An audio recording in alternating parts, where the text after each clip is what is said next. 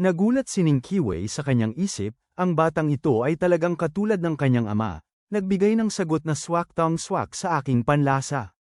Nagpanggap siyang nag-aalinlangan at sinabi, hindi ba pakikinabangan lang yun sa kanya? Hengfeng, ano sa tingin mo? Minura rin siya ni Ning Hengfeng sa kanyang puso, habang nag-iisip.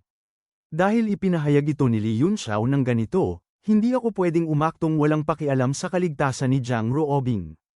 Wala siyang magawa kundi sabihin ng seryoso, may punto ang mga salita ni Li Yunxiao. Sabi nga naman, nilabag niya ang mga patakaran ng Red Moon City. Tayo dapat ang magparusa sa kanya. Kung hindi, talagang makikinabang lang si Binibining Ruobing. Bukod doon, wala naman talaga tayong galit sa mga demonyong yun, kaya hindi kailangang makipaglaban hanggang kamatayan. Sige, dahil ganoon pala. Tumingin si Qiwei kay Li at malamig na sinabi, ibaba mo si Ruobing at lumayas ka na. Itinuro niya ang kanyang daliri, at ang setro ay lumipad pabalik sa kanyang kamay. Huminga ng malalim si Li at nagmamadaling sinabi, patawarin mo ako, nakababatang kapatid. Kung magkakaroon ng pagkakataon, babawi ang ate sa iyo sa susunod. Nang walang pagpigil ng setro, agad na bumalik ang kanilang lakas. Nagbigay ng mahinang tulak si Li, na nagpadala kay Jiang Ruobing patungo kay Li Yunxiao. Nagmamadaling nagpalabas ng hand seal si Li Yunxiao, upang pigilan ang pagdurugo sa leeg ni Jiang Ruobing.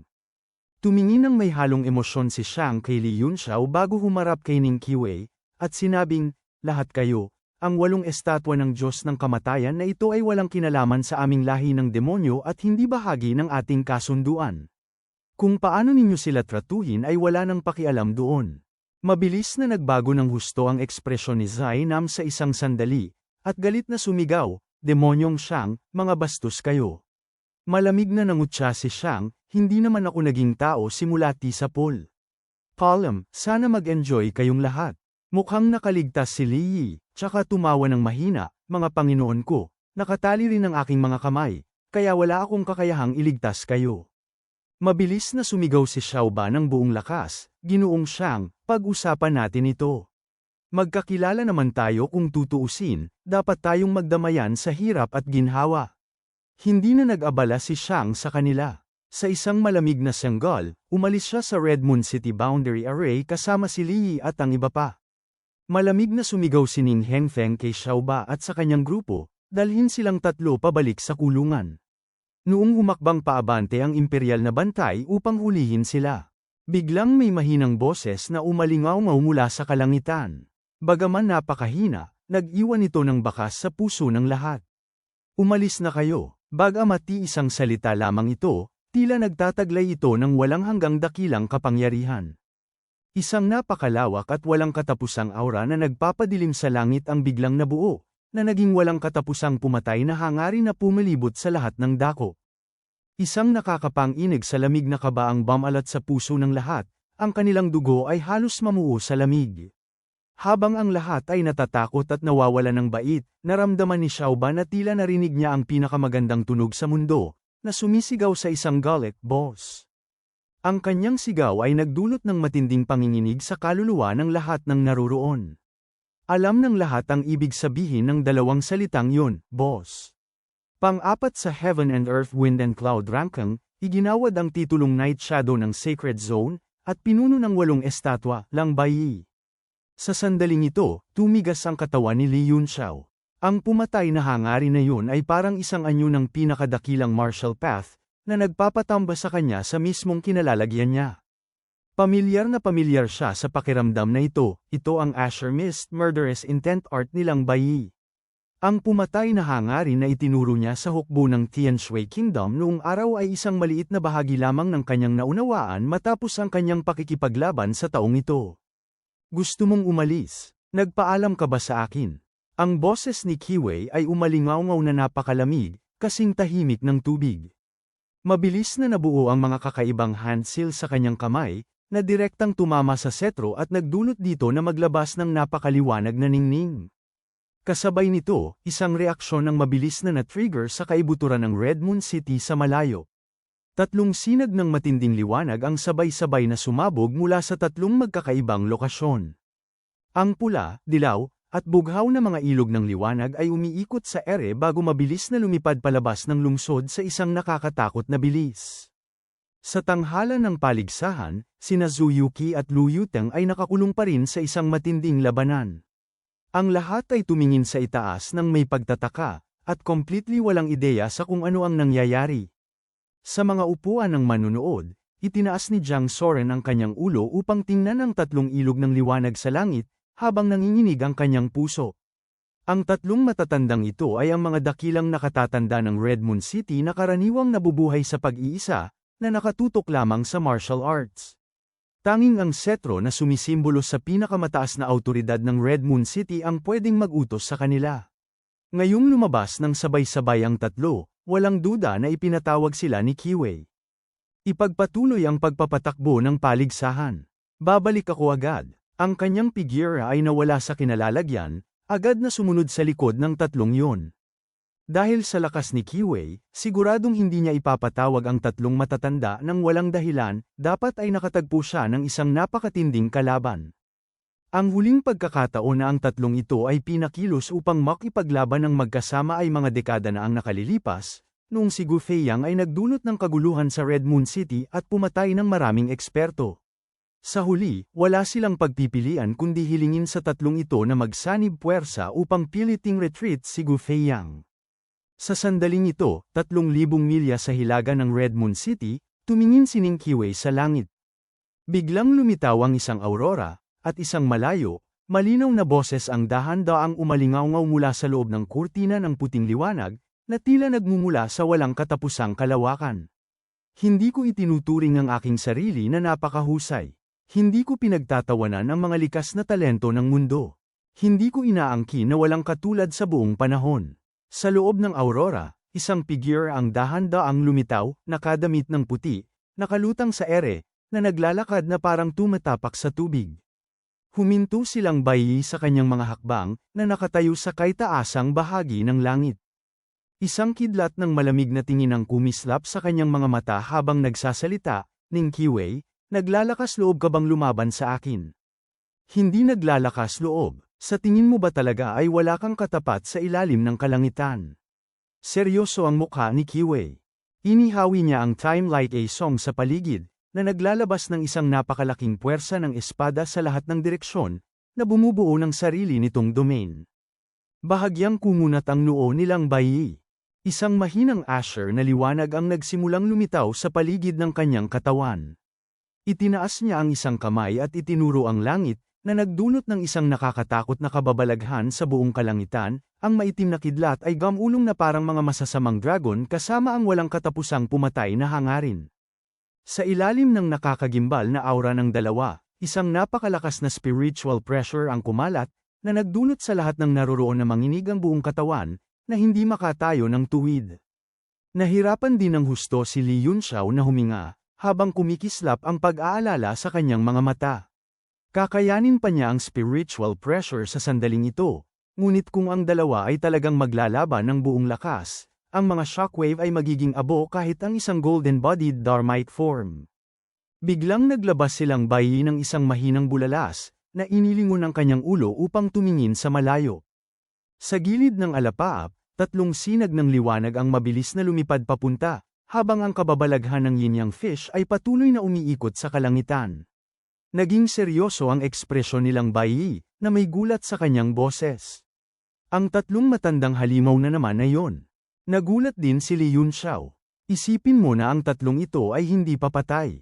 Limitado ang kanilang talento, kaya maaira-ara sa kanila na umunlad pa sa martial comprehension, kaya patuloy na lang silang nag-oobserba ng origin energy upang maghanap ng pagkakataon para sa isang breakthrough.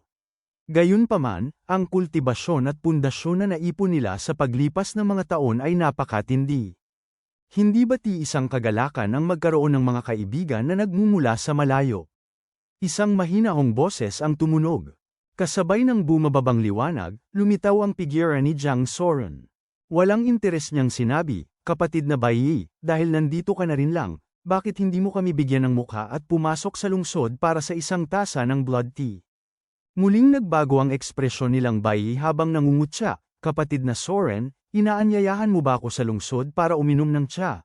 o gusto mo akong gawing pataba para sa iyong tiya sa loob ng lungsod? Sa kalangitan, bumaba si Jiang Soren sa kanyang kaliwa, na bumubuo ng isang pincer stance kasama si Ning Qiwei.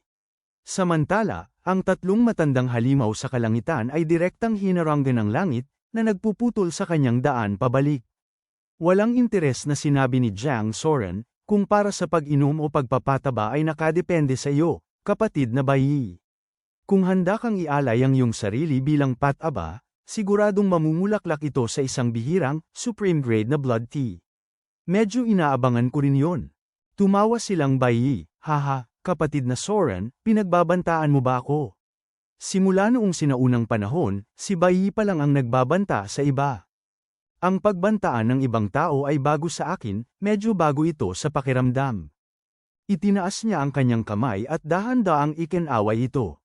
Bigla, ilang Red Moon City Imperial Guards ang napasigaw sa takot habang ang kanilang mga katawan ay nawalan ng kontrol, na direktang nahila sa ere ng isang hindi nakikitang aura ng kamatayan. Sa isang sandali, natusok sila hanggang mamatay ng pumatay na hangarin na iyon, na hindi man lang nakapagsalita o nakasigaw. Si Jiang Ruobing ang unang natakot sa nakakakilabot na eksenang ito. Matapos maglabas ng isang sigaw, mabilis niyang tinakpan ang kanyang bibig. Ang mga patak ng luha na nagmula sa takot ay umagos mula sa kanyang mga mata, habang ang kanyang buong katawan ay nanginginig ng walang kontrol. Ikaw, matinding nanginig ang katawan ni Jiang Soren, habang ang kanyang mga mata ay puno ng galit at pumatay na hangarin. Walang interes na sinabi nilang bayi, ayaw kong mag-aksaya ng mga salita. Magsiatras kayong lahat at patakbuhan niyo kami palabas. Naramdaman din ni Li Yunxiao ang panginginig ng kanyang katawan.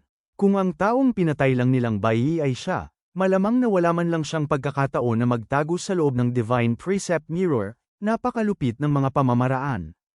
Haha, napakalakas talaga ni boss. Pumalakpak at nag-cheer si Xiao Ba. Ngunit pagkabitaw pa lang ng kanyang mga salita, isang sinag ng sword chi mula sa kamay ni Ning Qiwei ang direktang lumipad patungo kay Zainam. Bumagsak ang kanyang ulo sa isang sandali, patay na patay talaga.